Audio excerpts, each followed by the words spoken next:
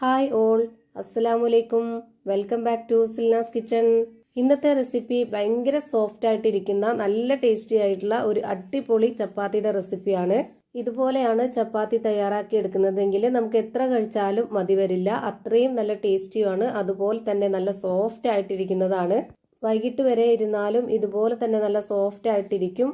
അപ്പോൾ ഇതെങ്ങനെയാണ് തയ്യാറാക്കിയെന്ന് അറിയാനായിട്ട് വീഡിയോ സ്കിപ്പ് ചെയ്യാതെ മുഴുവനായിട്ടൊന്ന് കണ്ടു നോക്കണേ. റെസിപ്പിയിലോട്ട് കടക്കുന്നതിന് മുമ്പായി സിൽനാസ് കിച്ചൺ ചാനൽ ആദ്യമായിട്ട് കാണുന്നവരാണെങ്കിൽ പ്ലീസ് ഒന്ന് സബ്സ്ക്രൈബ് ചെയ്തേക്കണേ. ഒപ്പം തന്നെ ഈ വീഡിയോസ് നിങ്ങൾക്ക് ഇഷ്ടപ്പെടുകയാണെങ്കിൽ ഒരു ലൈക്ക് ചെയ്ത് ഷെയർ ചെയ്ത് സപ്പോർട്ട് ചെയ്യാനും മറക്കരുത്. അപ്പോൾ ഇതെങ്ങനെയാണ് തയ്യാറാക്കിയിട്ടുള്ളതെന്ന് കാണാം.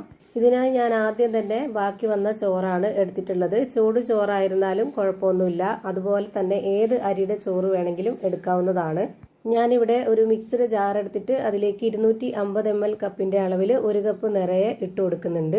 ഇനി ഇത് വെള്ളം ഒഴിച്ചിട്ട് വേണം അരച്ചെടുക്കാനായിട്ട്. അപ്പോൾ അതിനായിട്ട് ഇതേ കപ്പ് അളവിൽ തന്നെ 1 കപ്പ് നിറയെ വെള്ളം ഒഴിച്ചു കൊടുക്കുന്നുണ്ട്. ഇനി നമുക്ക് ഇതിലേക്ക് ആവശ്യത്തിനുള്ള ഉപ്പിട്ട് കൊടുക്കാം. പിന്നെ വേണ്ടത് മണമില്ലാത്ത ഏതെങ്കിലും ഒരു ഓയിലാണ്. ഞാനിവിടെ സൺഫ്ലവർ ഓയിലാണ് എടുത്തിട്ടുള്ളത്. ഇതിലേക്ക് നമുക്ക് 2 ടേബിൾ സ്പൂൺ അളവിൽ സൺഫ്ലവർ ഓയിൽ ഒഴിച്ചു കൊടുക്കാം. ഇനി ഇത് നന്നായിട്ടൊന്ന് അരച്ചെടുക്കാം. ഈ ഒരു ഓയിലും കൂടെ ഈ ചോറിന്റെ കൂടെ അരച്ചു കൊടുക്കുമ്പോഴാണ് നമുക്ക് നല്ല സോഫ്റ്റ് ആയിട്ടുള്ള നല്ല പഞ്ഞു പോലത്തെ ഒരു ചപ്പാത്തി റെഡിയായി കിട്ടുന്നത്. ഇപ്പോൾ ഞാനിത് നല്ലപോലെ അരച്ചെടുത്തതിന് ശേഷം ഇതുപോലെ ഒരു പാത്രത്തിലേക്ക് മുഴുവനായിട്ടും ഒഴിച്ചു കൊടുക്കുന്നുണ്ട്. മിക്സിയുടെ ജാറിൽ പറ്റി പിടിച്ചിരിക്കുന്നതൊക്കെ കൈവച്ചിട്ടൊന്ന് തുടച്ചിട്ട് കൊടുക്കാം. ഇനി ഇതിലേക്ക് ഗോതമ്പ് പൊടി ഇട്ട് കൊടുക്കാം.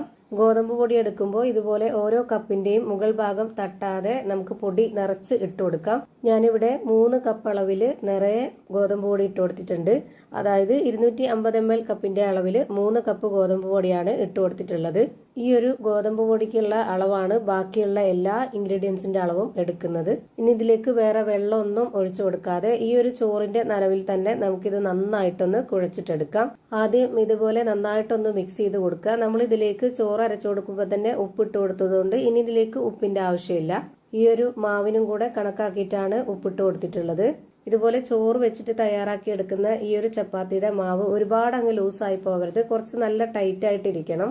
ഞാൻ ഈ മാവ് കുഴച്ചെടുക്കുമ്പോഴും അതുപോലെ തന്നെ ഇത് പരത്തുമ്പോഴൊക്കെ നിങ്ങൾക്ക് കാണുമ്പോൾ തന്നെ മനസ്സിലായിക്കോളും. ഞാനിപ്പോൾ ഇതിവിടെ ഈ ഒരു പാത്രത്തിൽ തന്നെ വെച്ചിട്ട് നന്നായിട്ട് കുഴച്ചെടുത്തിട്ടുണ്ട്. നിങ്ങൾക്ക് വേണമെന്നുണ്ടെങ്കിൽ ഒരു കൗണ്ടർ ടോപ്പിലേക്കോ അല്ലാന്നുണ്ടെങ്കിൽ ഒരു പരന്ന പാത്രത്തിലേക്കോ വെച്ചിട്ട് ഇതുപോലെ നന്നായിട്ട് കുഴച്ചെടുക്കാവുന്നതാണ്. ഇനി നമ്മുടെ കയ്യിൽ കുറച്ച് ഓയിലൊന്ന് സ്പ്രെഡ് ആക്കിയതിന് ശേഷം ഇതിൽ നിന്ന് കുറച്ച് മാവ് എടുത്തിട്ട് ഈ ഒരു വലിപ്പത്തിൽ ഞാനിവിടെ ബോൾസ് ആക്കി എടുക്കുന്നുണ്ട്. ഓരോരുത്തർക്കും തയ്യാറാക്കി എടുക്കാൻ ഇഷ്ടമുള്ള ആ ഒരു വലിപ്പത്തിൽ തയ്യാറാക്കി എടുക്കാം.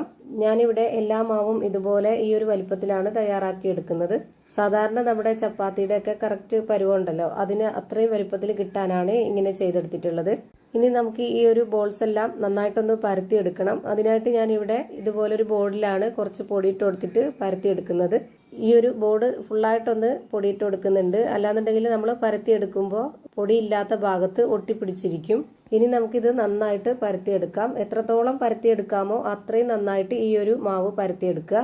ഇതിനിപ്പോൾ കറക്റ്റ് ആകൃതിയും ഷേപ്പും ഒന്നും നോക്കുന്നില്ല, കാരണം ഞാനിത് പിന്നീട് കട്ട് ചെയ്തെടുക്കുന്നുണ്ട്.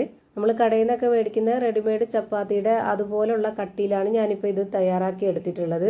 പക്ഷെ നമ്മുടെ മാവ് ചുട്ട് വരുമ്പോഴത്തേക്ക് കടയിൽ നിന്നൊക്കെ മേടിക്കുന്നതിനേക്കാളും നല്ല സോഫ്റ്റ് ആയിട്ടാണ് നമ്മളിത് തയ്യാറാക്കി എടുത്തിട്ടുള്ളത്. അത്രയും നൈസ് ആക്കിയിട്ടാണ് പരത്തി എടുത്തിട്ടുള്ളത് എന്നാണ് ഞാൻ ഉദ്ദേശിച്ചത്.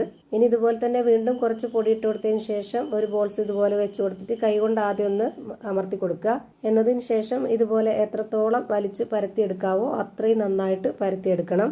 ഞാനിപ്പോൾ ഇവിടെ എല്ലാ മാവും ഒരേപോലെ പരത്തിയെടുത്തിട്ടുണ്ട്. നമുക്കിതുപോലെ തന്നെ ചുട്ടെടുക്കാവുന്നതാണ്. ഇനി കട്ട് ചെയ്തെടുക്കേണ്ട ആവശ്യമൊന്നുമില്ല. പക്ഷെ ഞാനിത് വീഡിയോയ്ക്ക് വേണ്ടിയിട്ട് കാണാനൊരു ഭംഗിക്കൊക്കെ വേണ്ടി ഇതൊന്ന് കട്ട് ചെയ്തെടുക്കുന്നുണ്ട്, കറക്റ്റ് ഷേപ്പിൽ കിട്ടാനായിട്ട്. അപ്പോൾ ഇത് കൗണ്ടർ ടോപ്പിലേക്ക് ഇട്ട് കൊടുത്തിട്ടാണ് ഞാനിങ്ങനെ ചെയ്തെടുക്കുന്നത്. അതിനായിട്ട് ഞാൻ കുറച്ച് പൊടി ഇട്ട് കൊടുത്തിട്ടുണ്ട്. എന്നിട്ടാണ് ഈ ഒരു മാവ് ഇട്ട് കൊടുത്തിട്ടുള്ളത്. അല്ലാന്നുണ്ടെങ്കിൽ ഈ മാവ് ഒട്ടിപ്പിടിച്ചിരിക്കും. ഇപ്പതാ ഞാൻ ഇതുപോലൊരു അടപ്പ് എടുത്തിട്ടുണ്ട്. ഇതിന്റെ വക്ക് നല്ല മൂർച്ചയുള്ളതുകൊണ്ട് നമുക്ക് പെട്ടെന്ന് തന്നെ കട്ട് ചെയ്തെടുക്കാൻ പറ്റും. ഞാനിപ്പോൾ ഇത് ഇത്രയും വലിപ്പത്തിൽ കിട്ടാനാണ് ഈ ഒരു അടപ്പ് വെച്ചിട്ട് കട്ട് ചെയ്തെടുത്തിട്ടുള്ളത്. നിങ്ങൾക്ക് എത്ര വലിപ്പത്തിലാണോ വേണ്ടത് അതിനനുസരിച്ചുള്ള കറി ബോൾ കൊണ്ടോ അല്ലാന്നുണ്ടെങ്കിൽ ചോറ് കഴിക്കുന്ന പാത്രം കൊണ്ടോ എങ്ങനെ വേണമെങ്കിലും കട്ട് ചെയ്തെടുക്കാവുന്നതാണ്. കട്ട് ചെയ്തെടുത്തിട്ടുള്ള ഈ ഒരു ഭാഗം കളയേണ്ട ആവശ്യമില്ല. അത് നമുക്ക് എല്ലാത്തിൽ നിന്നും കട്ട് ചെയ്തെടുക്കുന്നതെല്ലാം കൂടെ ഒന്നിച്ചിട്ട് വീണ്ടും പരത്തിയിട്ട് റെഡിയാക്കി എടുക്കാവുന്നതേ ഉള്ളൂ. ഞാനിവിടെ എല്ലാം കട്ട് ചെയ്ത് ഇതുപോലെ ഒരു പ്ലേറ്റിൽ മാറ്റുന്നുണ്ട്.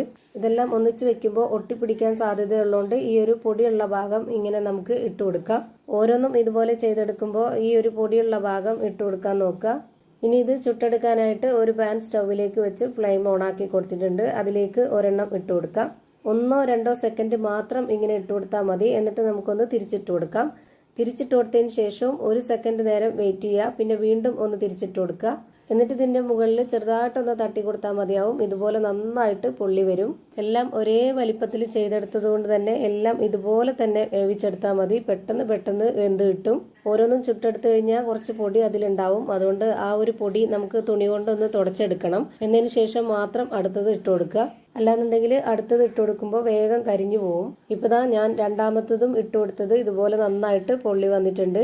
അപ്പൊ ഇതേപോലെ തന്നെ എല്ലാം ചുട്ട് ഒരു പ്ലേറ്റിലേക്ക് മാറ്റിയിട്ടുണ്ട്. അപ്പൊ ഇതാ നല്ല പെർഫെക്റ്റ് ആയിട്ടുള്ള നല്ല സോഫ്റ്റ് ആയിട്ടുള്ള അടിപൊളി ഒരു ചപ്പാത്തി റെഡിയായി കിട്ടി. ഇതുപോലെ ചോറ് വെച്ചിട്ട് ഇങ്ങനെ ഒന്ന് തയ്യാറാക്കി നോക്കുക. എന്തായാലും നിങ്ങൾക്ക് ഇഷ്ടാവും. പിന്നെ ഇതേപോലെ തന്നെ ചെയ്യാൻ വേണ്ടി തോന്നും എപ്പോൾ ചെയ്തെടുത്താലും. അപ്പോൾ ഇത്രയേ ഉള്ളൂ ഇന്നത്തെ വീഡിയോ ഇഷ്ടമായാൽ ലൈക്ക് ചെയ്യാനും കമന്റ് ചെയ്യാനും ഷെയർ ചെയ്യാനും മറക്കരുത്. അതുപോലെ തന്നെ ഞാനിടുന്ന പുതിയ വീഡിയോസ് നോട്ടിഫിക്കേഷനായിട്ട് കിട്ടുന്നതിന് വേണ്ടി സബ്സ്ക്രൈബ് ചെയ്ത് ബെല്ലൈക്കൺ അമർത്തി അതിൽ ഓൾ എന്ന ഓപ്ഷൻ എനേബിൾ ചെയ്ത് കൊടുക്കാനും മറക്കരുത്. പുതിയൊരു വീഡിയോയുമായി വീണ്ടും വരും. Thank you for watching.